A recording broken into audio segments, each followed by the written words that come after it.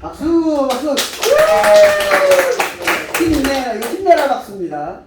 사실 설교 자리는 참 너무 부담스럽고 부담되는 자리인 것 같아요. 제가 항상 목사님 설교하실 때 보면서 나도 저렇게 할 수 있을까 하고 이제 집에서 시뮬레이션 해보면 현실에 시궁창이더라고요. 말을 잘하는 게 진짜 어렵고 하나님 말씀을 하나님 마음을 어떻게 하면 이제 여러분들에게 전하고 제가 만난 주님 저희 삶 속에서 저에게 말씀하신 주님의 마음을 어떻게 하면 전할 수 있을까 계속 고민을 하고 연습을 해도 자꾸 많이 힘들더라고요. 전하는 제 모습이. 그렇게 사탄이라 공격을 하고 저한테. 근데 죄인의 어떠한 문제는 하나님의 마음을 전하는데 아무 문제가 없다는 그런 말씀을 들어서 그런 마음으로 말씀을 좀 나눠보도록 하겠습니다. 오늘 말씀 제목은요. 우리를 향한 하나님의 본심이라는 말씀의 제목이고 오늘 본문은 사무엘상 7장 3절에서 6절 말씀입니다. 성경 같이 찾아서 함께 서로 교독하면서 읽으면 좋겠습니다. 사무엘상 7장 3절에서 6절까지 말씀입니다.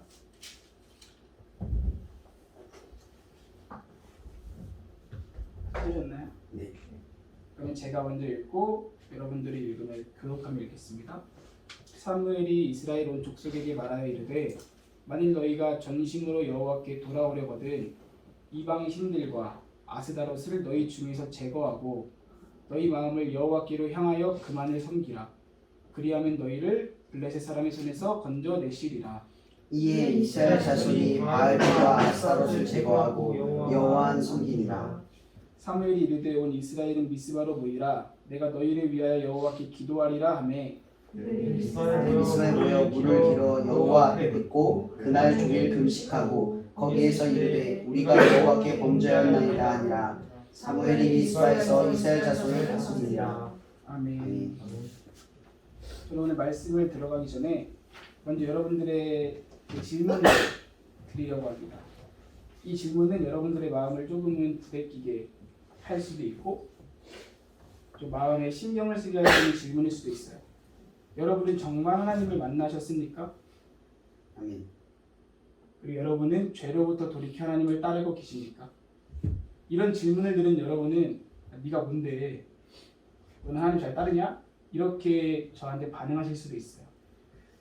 근데 여러분들이 만약 저한테 그러한 질문과 책망을 한다면 저도 제 스스로 과연 나는 완전히 죄에서 돌이켜서 하나님을 잘 따르고 있어라고 답을 할 수 있을까요?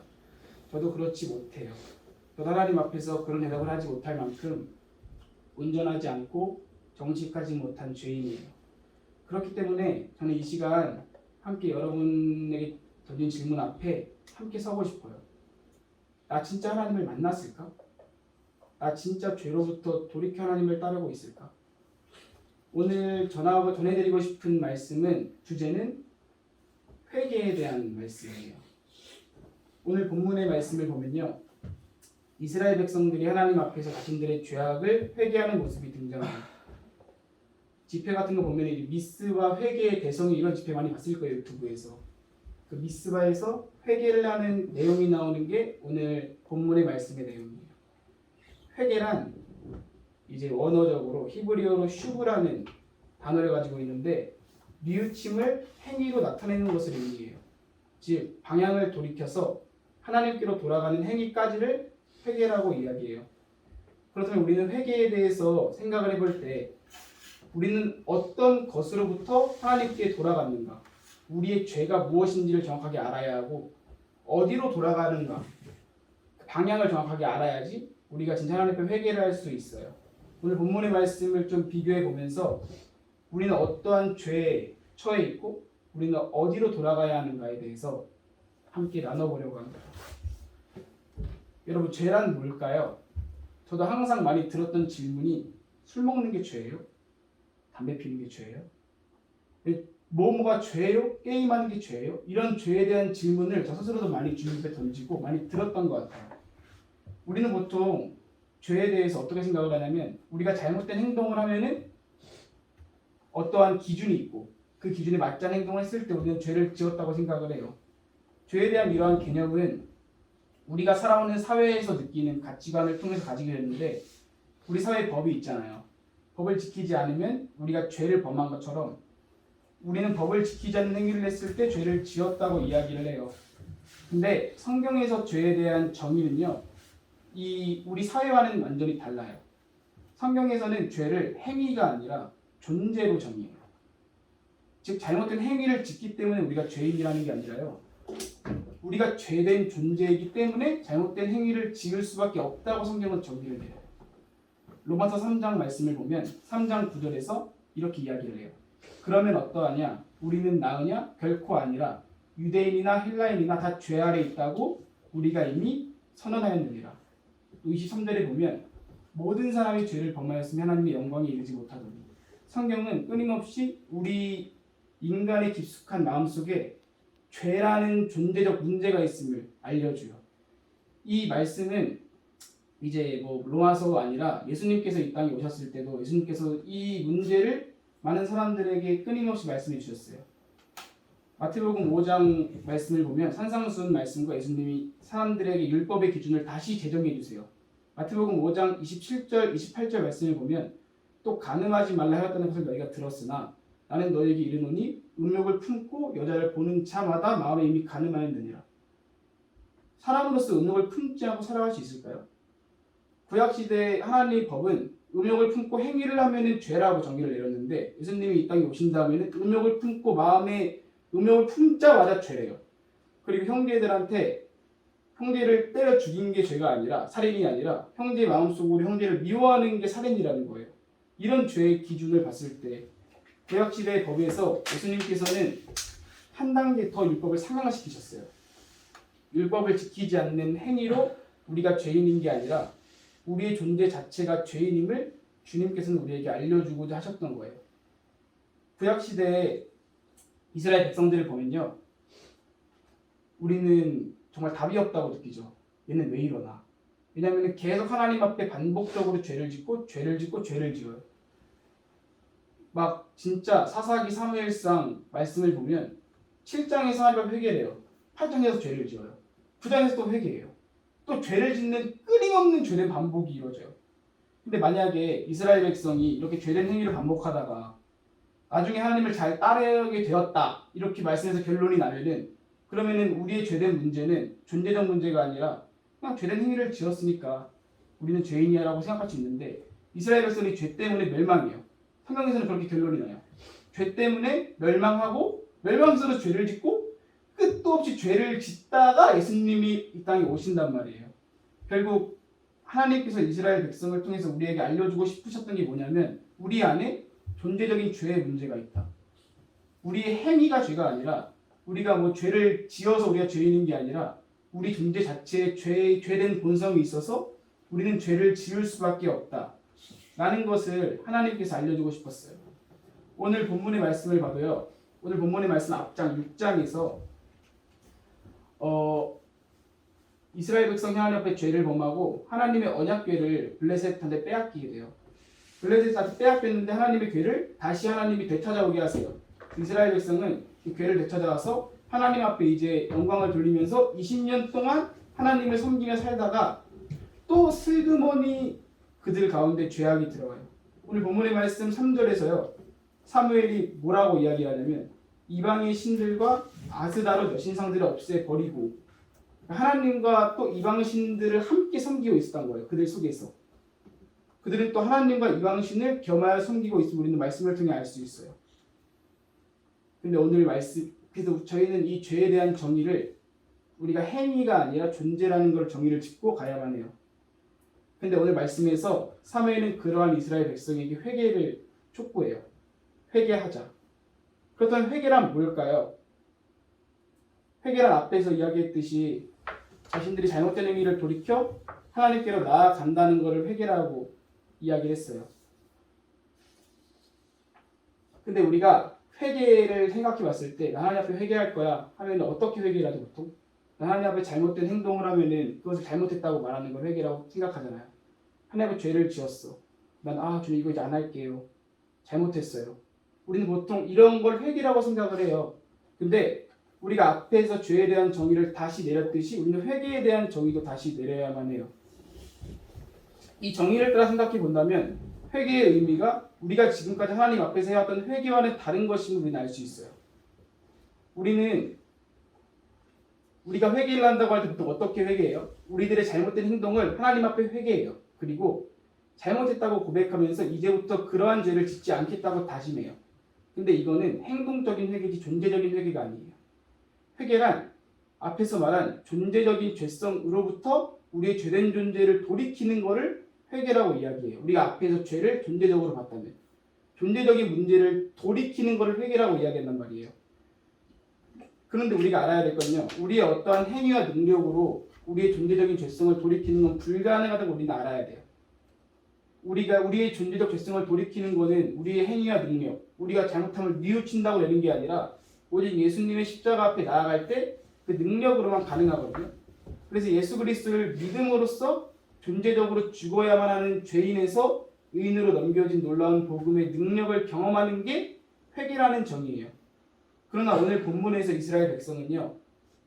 그들이 한 회개는 존재를 뒤바꾸는 회개처럼 보이지 않아요. 그냥 사무엘이 이스라엘 백성한테 혼내켜가지고 회개하는 것처럼 보인단 말이에요. 너네 회개해. 잘못했잖아. 이방신 섬겼잖아. 그러니까 회개해. 이렇게 본문을 보면 생각되어 있는 것 같은데 우리는 오늘 본문 6절의 말씀에 나온 이스라엘 백성의 태도를 바라봐야 돼요. 이스라엘 백성이 물을 길어 여호와 앞에 붓고 그날 종일 금식하고 거기에서 이르되 우리가 여호와께 범죄하였나이다 하니라 라고 6절에서 이야기하거든요. 이스라엘 백성은 그래서 중요한 건 이스라엘 백성의 태도였어요. 이스라엘 백성은 그들 마음속에 진정으로 하나님 앞에 범죄하였다는 것을 깨달았어요. 그리고 그 죄로 인해 고통스러워했어요. 그리고 하나님의 임재와 그분의 다스리심이 없는 것을 두려워했어요. 그들은 진심으로 하나님 앞에 죄악을 하나님 앞에 고백했고 하나님 앞으로 돌아오기를 원했어요. 그 원했다는 증거가 그들의 행동으로 나타나게 되었어요. 그게 물을 길어 여호와 앞에 붓고 종일 금식했다는 행위거든요. 물을 길어 여호와 앞에 붓는다는 것은 성경에서 그들의 마음을 하나님 앞에 물과 같이 쏟아 놓는다라고 이야기를 해요. 저는 이거를 검색을 해봤는데 정확하게 의미가 나오지 않았는데 이렇게 생각을 해봤어요. 이스라엘 시대에는 물이 부족했잖아요. 그 물이란 거는 생명이라는 거였거든요. 물. 아까 목사님도 찬양에서 말했듯이 물은 이스라엘 백성 그 당시에 생명이었는데 물을 붓는다는 거는 사실 생명을 내려놓는다는 거거든요. 자신의 전부를 주님 앞에 드리겠다는 이스라엘 고백이거든요. 금식하는 것도 마찬가지예요. 이스라엘 백성은 이 행동을 통해서 하나님 앞에 마음을 표현했어요. 나는 죄악에서 돌이켜야 한다. 나는 지금 죄인이고 하나님께서 멀리 떨어져 있다. 나는 회개해야 한다는 것을 그들 앞에 진정으로 자기가 죄를 미워하고 진정으로 돌아가기를 원했다는 것이 그들의 태도를 통해서 그리고 그들의 행함, 물을 길어 붓고 금식하는 행함을 통해서 그 간절함이 하나님 앞에 드러나게 됐어요. 우리가 회개를 할 때 가장 첫 번째 해야 되는 단계는요. 우리가 죄된 존재임을 깨달아야 되고요. 그리고 소망이 없음을 알아서요. 하나님 앞에 이스라엘 백성과 같이 죄에 대해 애통해하고 하나님께로 돌아가고자 하는 우리의 태도가 있어야 돼요. 그리고 두 번째로 다음 단계로 넘어가는데 이 단계가 제일 중요하거든요. 회개에서 중요한 건 뭘까요? 우리가 어떤 사람한테 잘못을 했어요. 근데 중요한 건 그 사람이 잘못을 받냐 안 받냐잖아요. 우리가 그 사람한테 용서해줘라고 얘기를 했는데 이 사람이 용서를 안 해주겠대요. 그러면은 용서한 게 아니잖아요.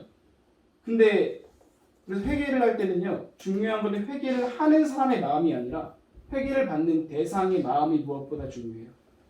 이스라엘 백성 오늘 본문의 말씀을 보면 9절에서 젖 먹는 어린 양을 준비해서 그들의 하나님께로 번제로 드려서 그들의 죄를 대속하는 이야기가 나와요. 그리고 그 죄를 대속한 후에야 하나님께서 그들에게 응답하세요.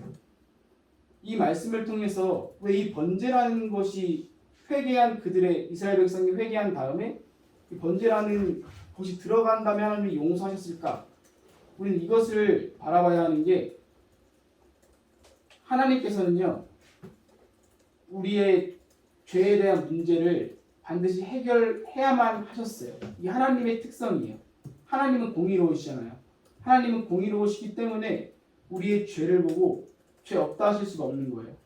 그냥 얘네가 나한테 회개하네? 얘네 마음이 나를 돌이키는 것 같네? 너 죄 없어. 이렇게 하시는 게 하나님의 공의로우심이 아니에요.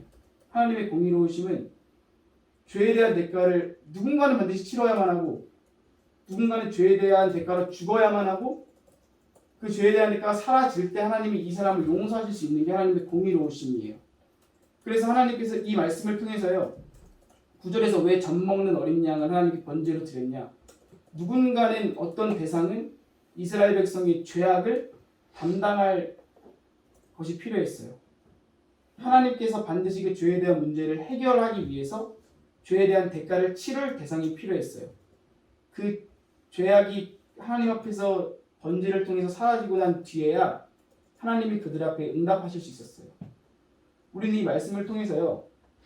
회개라는 게 우리가 죄에 대해 괴로워하고 하나님 앞으로 돌아가고자 하는 마음, 그 마음만으로 회개가 이루어지지 않는다는 걸 우리는 알아야만 해요. 회개라는 건 반드시 하나님이 우리의 죄를 사해주는 어떠한 대상이 필요해요. 우리의 죄를 누군가는 대신 져야만 하는 대상이 필요해요. 하나님의 공의로우심에 따르면 이 말씀을 통해서 우리는 우리의 죄된 존재의 죄를 누군가는 대신 져야만 했음을 알 수 있어요. 우리가 단순히 죄로 인해 괴로워하고 하나님 앞에 고통스러워 기도해도 하나님께서는 그 죄를 모른 척하면 우리를 용서하실 수가 없는 분이시기 때문이에요.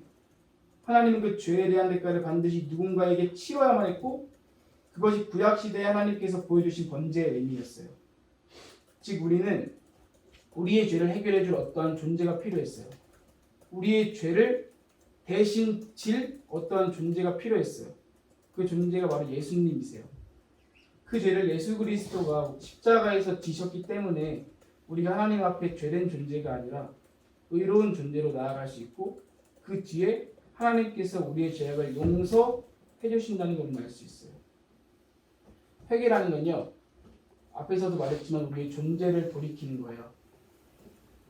즉 죄된 존재일 수밖에 없는 나의 죄악을 이 나의 죄악된 실상을 하나님 앞에 철저하게 깨달아서 하나님 앞에 엎드려서 그분의 은혜를 구할 때 예수 그리스도께서 우리에게 행하신 십자가의 은혜를 하나님이 알게 하시고 우리는 그 십자가의 은혜 앞에 나아가서 우리의 죄된 존재를 돌이켜 이제 죄인이 아니라 의로운 하나님의 자녀로 우리의 시선을 돌리는 것, 이것을 우리는 회개라고 정의할 수 있어요. 우리는 죄인이기 때문에 매 순간 넘어지고 죄를 지어요. 그런데 회개는요, 그러한 우리의 행위를 하나님 앞에 말로 고백하며 잘못했어요라고 하는 게 아니라 그 죄로 인해 이루신 진리, 죄인에서 의인으로 바꿔주신 예수님의 놀라우신 십자가의 은혜를 믿고 우리의 시선을 뒤바뀐 존재, 죄인에서 의인으로 뒤바뀐 존재로 돌리는 것, 이것을 회개라고 정의할 수 있어요. 즉 우리는 매 순간 회개해야 돼요. 우리는 매 순간 넘어지고 죄를 지을 수 있기 때문이에요. 그리고 우리는 매 순간 회개하며 우리의 시선을, 우리의 존재를 하나님이 바꿔주신 그 진리로 결론 지어야만 해요. 이 회개에 대한 내용을 봤어요. 근데 이 회개에 대한 내용을 보면서 저는 이 말씀을 묵상하면서 하나님께서 우리를 향한 하나님의 본심을 알게 하셨어요. 오늘 본문의 말씀을 보면 이스라엘 백성은 하나님 앞에 이렇게 회개를 한 후에도 하나님의 번제를 드리고 난 후에도 얼마나 또 죄를 지어요. 이게 지금 7장이잖아요. 8장에서 이스라엘 백성은 사무엘에게 왕을 세워달라고 요구를 해요. 근데 자신들의 왕을 세워달라는 의미는 그냥 단순히 뭐 왕을 세우는 게 죄야? 라고 생각할 수 있는데 지금까지 이스라엘 백성들은 왕이 없이 살았어요. 전부터. 하나님이 이스라엘 백성을 애굽에서부터 건져낼 때부터 사울 왕이 세워질 때까지 이스라엘에는 왕이 없었어요. 하나님이 그들을 통치하시고 다스리시는 경험을 그들이 했단 말이에요. 근데 그들이 갑자기 왕을 세워달래요. 그 의미는 자신들을 위해서 하나님이 지금까지 제시하시고 그들을 다스리던 길을 따르기보다 그들 주변에 있는 나라들, 세상 나라들의 통치 방식을 따르는 것을 그들이 선호했다는 의미였어요. 즉 하나님이 자신들의 진정한 왕이라는 사실을 부인하는 태도였어요. 하나님은 왕을 세워달라는 이스라엘의 태도에 8장에서 이렇게 말씀하세요. 주님께서 사무엘에게 말씀하신다. 백성이 너에게 한 말을 다 들어주어라. 그들이 너를 버린 것이 아니라 나를 버려서 자기들의 왕이 되지 못하게 하는 것이다. 그들은 내가 이집트에서 데리고 올라온 날부터 오늘까지 하는 일마다 그렇게 하여 나를 버리고 다른 신들을 섬기더니 너에게도 그렇게 하고 있다. 하나님께서는요, 이러한 그들의 죄악된 모습에 하나님 마음 아파하셨어요. 오늘 말씀을 통해서 하나님께서는 이것이 죄라고 하셨어요. 근데 이러한 그들의 죄악된 모습에 하나님께서 어떠한 태도로 반응하시는지는 우리는 볼 수 있어요. 우리는 회개를 받으시기를 원하시는 하나님의 본심을 알 수 있어요. 하나님께서는 이스라엘의 죄악된 모습 가운데 결국 이스라엘의 원함대로 사울이라는 왕을 준비하셨고, 그를 사무엘을 통해서 기름 부어서 이스라엘의 첫 번째 왕으로 세우시죠. 그때 하나님의 마음이 9장 16절에 등장해요. 내일 이맘때에 내가 베냐민 땅에서 한 사람을 내게로 보내리니 너는 그에게 기름을 부어 내 백성 이스라엘의 지도자로 삼으라. 그가 내 백성을 블레셋 사람의 손에서 구원하리라. 내 백성의 부르짖음이 내게 상달되었으므로 내가 그들을 돌보았노라. 내 백성의 부르짖음이 내게 상달되었으므로 내가 그들을 돌보았노라. 이스라엘 백성이 죄악을 짓고 있는 그 순간 속에서도 하나님의 시선은 그들의 아픔, 그들의 마음, 죄로부터 돌이키기를 원하시는 그들의 마음에 하나님의 시선은 가 있었다는 거예요. 하나님의 마음에는 이스라엘의 죄악을 심판하시고 그 죄에 대한 대가를 갚으시려는 마음이 있었던 게 아니라, 하나님께서는 이스라엘의 고통을 들으셨고 그들의 마음, 그들의 아픔에 공감하시면서 그들이 가장 원하는 것을 들어주고 싶어 하셨어요. 비록 그것이 하나님의 마음을 아프게 하는 일임에도 말이에요. 우리는 회개를 할 때 하나님이 우리의 회개를 받아주지 않으신다고 착각을 해요. 우리의 죄악이 하나님과 우리 사이의 관계를 갈라놓아서 하나님께서 우리를 싫어하시고 용서하지 않으신다고 생각을 해요. 그러나 하나님께서는 우리를 바라보실 때요, 아까 죄에 대한 우리는 정의를 다시 내렸죠. 행위가 아니라 존재라고. 하나님은 우리를 존재로서 바라보세요. 아기가 갓난아기가 태어났는데 갓난아기가 뭘 해야지 엄마한테 사랑받아요? 갓난아기가 태어났는데 갓난아기가 돈을 벌어야지 엄마한테 사랑받아요? 갓난아이가 그냥 갓난아이는 존재로서 엄마 아빠한테 사랑받는 거예요. 부모님이 그냥 존재로서 그 아이를 너무나도 사랑하듯이 하나님께서는 우리들의 시선을 어떻게 보시냐? 예수님의 피로 의롭게 된 우리들의 모습을 영원히 그러한 존재로 바라보시는 거예요. 우리에게 하나님이 우리의 마음을 부대끼게 하시는 것도 우리를 심판하려 하심이 아니라 우리를 사랑하셔서 하나님이 책망하신다는 거예요. 저는 오늘 여러분들에게 다시 질문하고 싶어요. 정말 하나님을 만나셨나요? 정말 하나님 앞에서 죄를 돌이켜 하나님을 따르고 있나요? 하나님께서는요, 사람마다 모두 다양한 방식으로 만나주세요. 각 사람이 다 하나님을 만나는 경험이 다 달라요. 어떤 사람은 죄에서 돌이켜서 완전 뒤집어져서 만나기도 하고, 어떤 사람은 하나님의 공간 안에서 지속적으로 하나님의 은혜를 받으며 하나님을 만나기도 해요.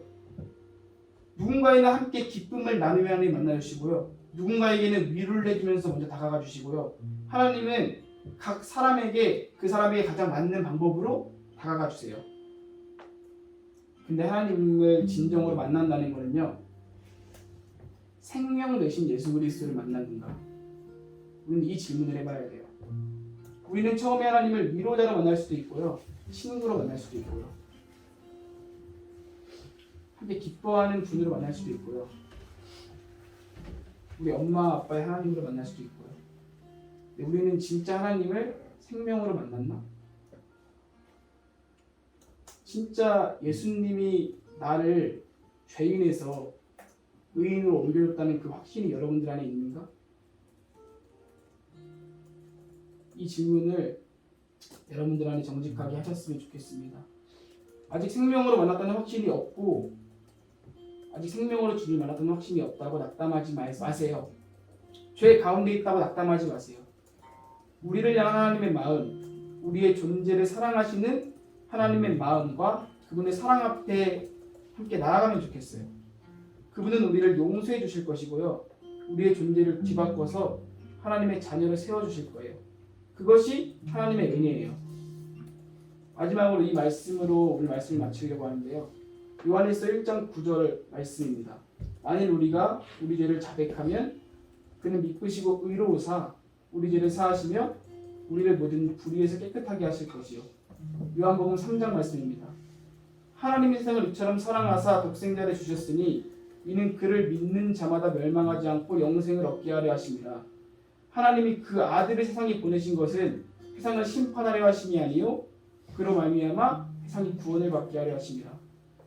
여러분들을 향한 하나님의 마음은 심판하려 하심이 아니라 구원하려 하심이라는 것을 이 시간 함께 기억하시면서 기도하고 마치겠습니다. 기도하겠습니다. 사랑의 하나님 감사합니다. 오늘도 제가 참 말하는 게 부족해서 쏟아내듯이 이야기를 했지만 이거 하나 기억하고 싶습니다. 우리는 정말 주님을 만났습니까? 우리는 정말 죄에서 돌이켜 하나님을 따르고 있습니까? 하나님께서는 우리를 죄인으로 보시지 않으시고 의인으로 바라봐 주시고 하나님께서는 우리가 하나님의 주시는 사랑과 은혜를 풍성하게 누리며 살아가기를 원하시는데 하나님 우리들의 아닌 죄악들이 우리의 시선을 막고 우리 아닌 우리의 죄악들이 하나님과의 관계를 가로막아서 우리가 스스로 하나님을 떠나게 만듭니다. 하나님 당신의 마음을 기억하게 하여 주세요. 하나님은 우리를 심판하려 하심이 아니요 우리를 용서하기 위하셔서 우리를 사랑하기 위하셔서 자기 아들을 이 땅에 보내주셨고 우리를 용서하시고 지금도 성령님을 통하셔서 우리와 함께하고 계십니다.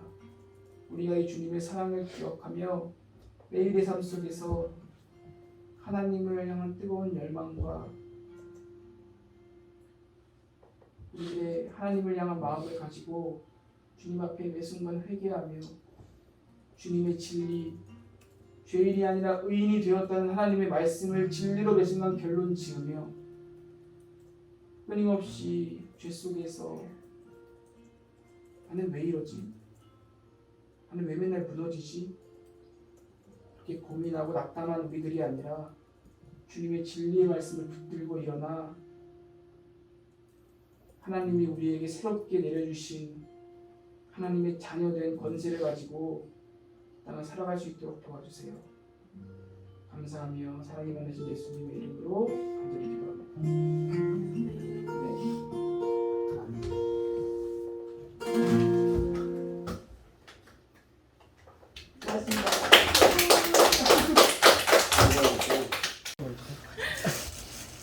여섯 가지야?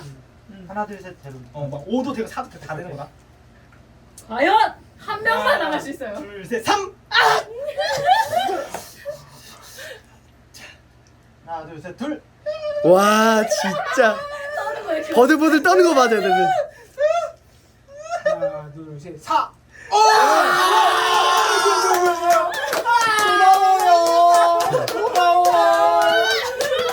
모든 예상을 깼다. 내면 진거 가위바위보. 이것이 마약이야. 나만 아니면 되는 근데 뭔가 수창 오빠가 될 것 같아. 나도. 아 이거 몰아가지 마. 네, 보인다니까. 은총아 꼭 이겨. 오케이. 하나 둘 셋 넷. 자 떨지 마, 떨지 마. 하나 둘 셋 하나. 잘 참았다, 잘 참았다. 저 올라갈 뻔했다. 에이. 눈 떠. 하나 둘 셋 둘.